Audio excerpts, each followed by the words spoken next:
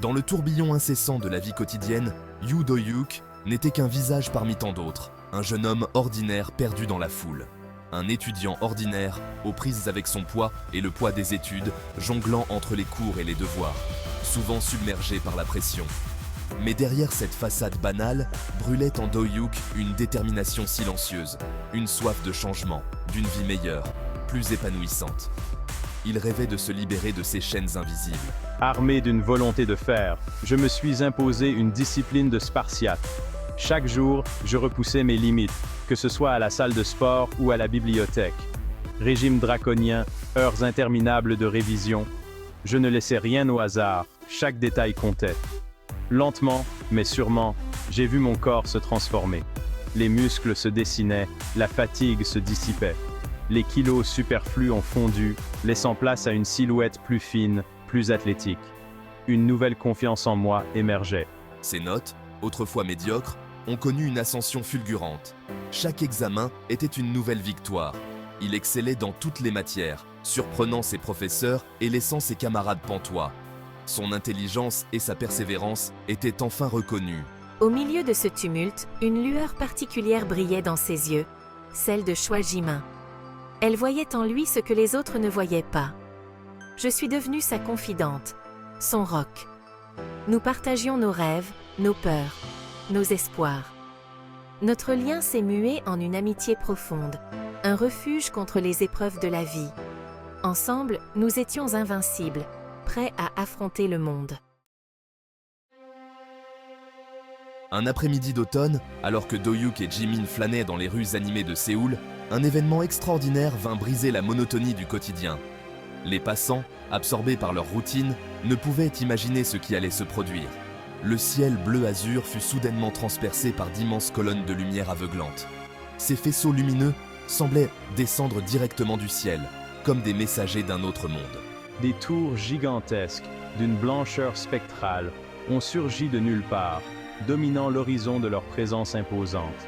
Elles semblaient flotter, défiant toute logique et compréhension humaine. La stupeur et l'incrédulité se lisaient sur tous les visages. Les gens s'arrêtaient net, leur regard fixé sur ces structures mystérieuses.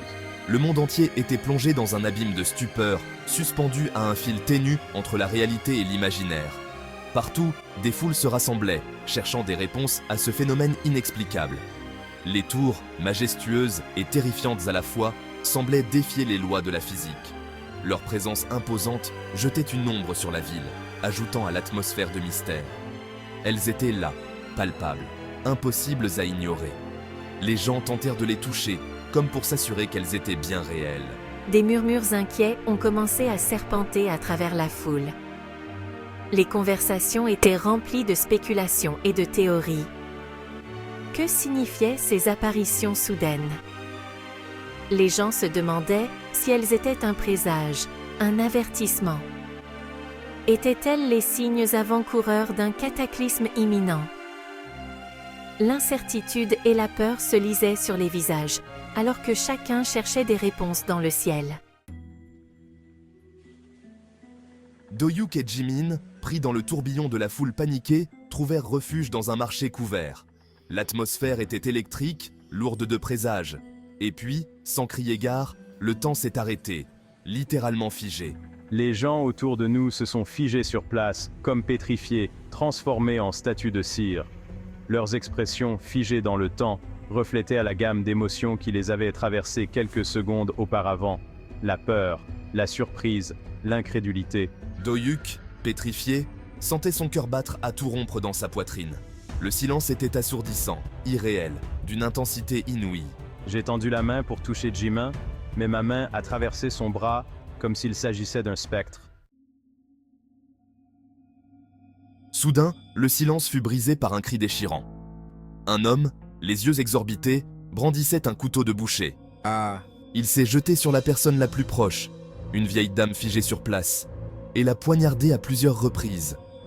Le sang a jailli, maculant le sol de pourpre. L'horreur absolue m'a submergé. J'ai assisté impuissant à ce carnage gratuit. L'homme au couteau, comme possédé par une force invisible, a continué son massacre, frappant au hasard les corps immobiles. Réalisant le danger imminent, j'ai pris mes jambes à mon cou. Je devais m'échapper de cet enfer. Il a slalomé entre les corps figés, le cœur battant la chamade. Le marché, autrefois animé et joyeux, s'était transformé en un abattoir macabre. Alors qu'il approchait de la sortie, Do-hyuk sentit une présence menaçante derrière lui. Qu'est-ce que c'est? Un homme chauve, au regard vide et aux mains couvertes de sang, le poursuivait. Il était plus rapide, plus agile, tel un prédateur traquant sa proie. Do-hyuk rassembla ses dernières forces et courut de toutes ses forces. Il pouvait entendre le souffle rauque de son poursuivant se rapprocher. Le désespoir menaçait de l'engloutir. Pourquoi les gens sont-ils devenus fous? Il a dérapé sur une flaque de sang, manquant de tomber. L'homme chauve s'est rapproché, un sourire cruel étirant ses lèvres. Do-hyuk a fermé les yeux, s'attendant à sentir la morsure du métal froid. Mais le coup n'est jamais venu. En ouvrant les yeux, Do-hyuk vit Jimin se tenir devant lui, les yeux emplis d'une lueur étrange. Elle repoussa l'homme chauve d'un geste vif, une force inattendue émanant de son petit corps. Dracula. L'homme tituba, désorienté. Avant qu'il ne puisse réagir, Jimin attrapa la main de Do-hyuk et l'entraîna hors du marché. Ils coururent à travers les rues désertes, le chaos régnant tout autour d'eux. Des voitures accidentées, des bâtiments en feu, des cris déchirants. Le monde s'était transformé en un véritable cauchemar. Jimin, qu'est-ce qui se passe? Pourquoi les gens attaquent-ils les autres? Jimin, sans ralentir, lui lança un regard énigmatique. Ils ne sont plus eux-mêmes, Do-hyuk. Ils sont contrôlés par quelque chose de sombre, de puissant. Ils trouvèrent refuge dans une ruelle sombre à l'abri des regards. Do-hyuk, tremblant de peur et d'épuisement, s'effondra contre le mur. Jimin s'agenouilla devant lui, son visage éclairé par la lueur blafarde d'une enseigne au néon. Do-hyuk, il y a quelque chose que tu dois savoir. Ce n'est pas un hasard si tu as survécu à cette attaque. Tu es différent, Do-hyuk. Tu es spécial. Spécial?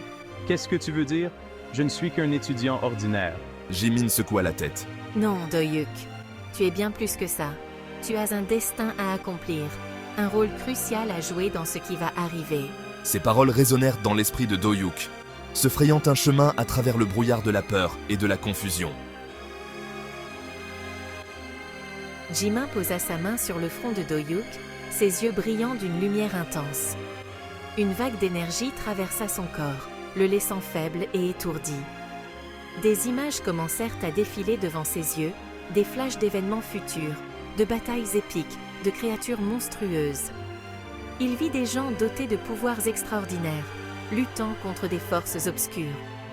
Il se vit au milieu de ce chaos, brandissant une épée de lumière, protégeant les faibles et combattant pour la survie de l'humanité. Puis, les visions s'estompèrent, le laissant nauséeux et désorienté. Qu'est-ce que c'était que ça? Ce sont des souvenirs, Do-hyuk, des souvenirs du futur, et tu es le seul à pouvoir l'empêcher de se produire. Le futur? Mais comment est-ce possible? Et qui est responsable de tout ça? C'est la nature, Do-hyuk. Une force ancienne et puissante, qui cherche à remodeler le monde à son image. La nature? Qu'est-ce que c'est? La nature est une entité cosmique, garante de l'équilibre de l'univers. Mais elle est devenue déséquilibrée, corrompue par une force maléfique. Elle cherche maintenant à purger le monde des humains, qu'elle considère comme une menace pour son existence. Et moi? Quel est mon rôle dans tout ça? Tu es l'élu, Do-hyuk, le seul à pouvoir vaincre la nature et sauver l'humanité. Do-hyuk eut du mal à assimiler cette révélation extraordinaire. Il se sentait submergé par l'ampleur de ce qu'il venait de découvrir. Lui, un étudiant ordinaire, était destiné à sauver le monde? C'était impensable. Comment un simple étudiant pourrait-il accomplir une telle mission? Et pourtant, au fond de lui, une lueur d'espoir commença à briller. Peut-être que, malgré tout, il avait la force nécessaire pour y parvenir. Peut-être que Jimin avait raison. Peut-être que son destin était vraiment plus grand qu'il ne l'avait jamais imaginé. Peut-être qu'il avait un rôle à jouer dans cette lutte cosmique. Un rôle crucial qui pourrait changer le cours de l'histoire. Mais comment suis-je censé faire ça? Comment un simple étudiant peut-il devenir un héros? Je ne suis pas un héros. Je n'ai aucun pouvoir. Je suis juste un garçon ordinaire avec des rêves ordinaires. Tu en auras, Do-hyuk.